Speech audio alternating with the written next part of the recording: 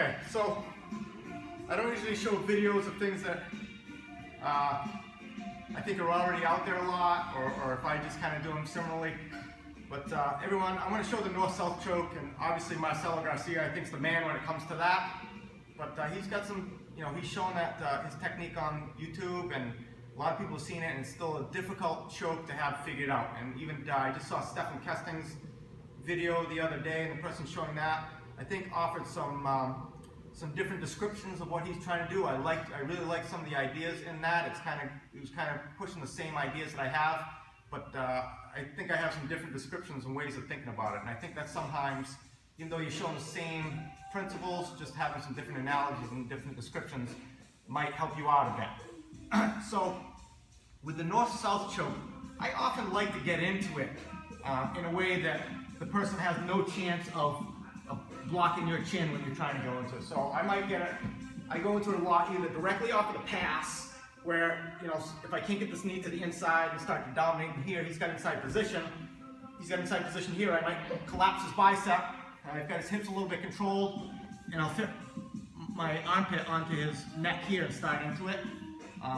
He doesn't want to get guillotined, he doesn't want to turn towards me too much, because I'll start chin strapping him and then working towards like a mounted guillotine or something like that, or mounted triangles, things like that. So he'll often stay away and start setting up the north-south choke for me.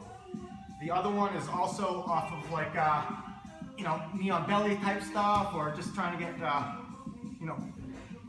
trying to get the baseball bat choke, things like that. I might come in here a lot of times, but one way or another, I'm usually collapsing his bicep with this shin right here, and then I'm coming across the head in this way.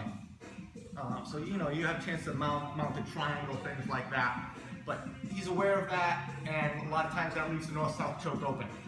So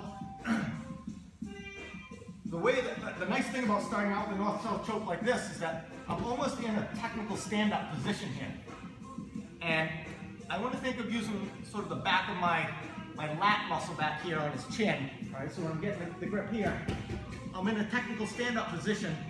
And I'm not just going to sort of move back. I'm going to use that sort of technical stand-up position to drive his chin up to the north. That gets you a good start, really, to kind of can open his chin using the back of your lat muscle.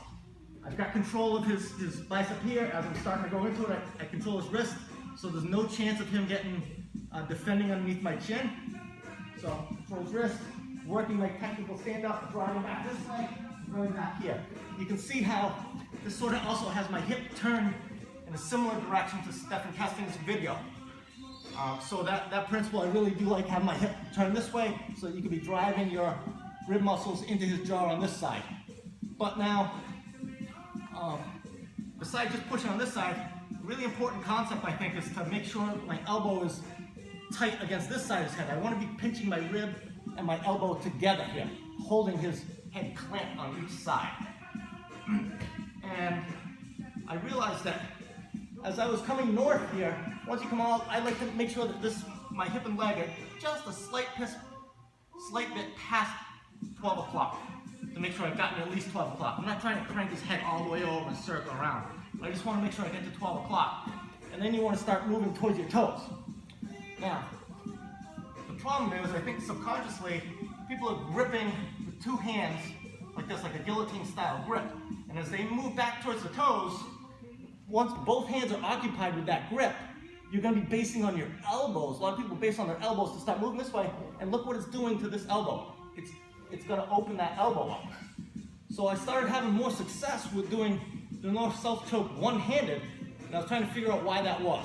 And basically, if I just have, once I come to here, if I just have one hand doing the choke, I was basing my other hand on the mat, and I could keep my elbow clamped to the side of his head here, my rib pushing in on this side, and as I move downward, my elbow was following me, staying with me, and I'm going down. It was only when I was using two hands that I started basing on my elbows, and it was opening my elbows up. All right, so I think that's an important detail there.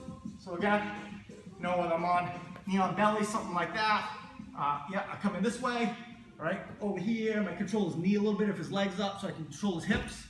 All right, come in here. Now, my rib cage is driving against his jaw this way, and my elbow's kind of clamping on this side of his head. My shin has control of his bicep. I'm going to transfer to just hand control as I go. I like to really drive back with this technical stand-up motion. It really starts you out with an advantage on this choke. Come here, and then I'm just working north. Getting the choke like coming north, but keeping my elbow clamped. Okay. Once you get that down, I'll be doing another video shortly of how I've been having success with the arm-in style of this still. Thanks a lot.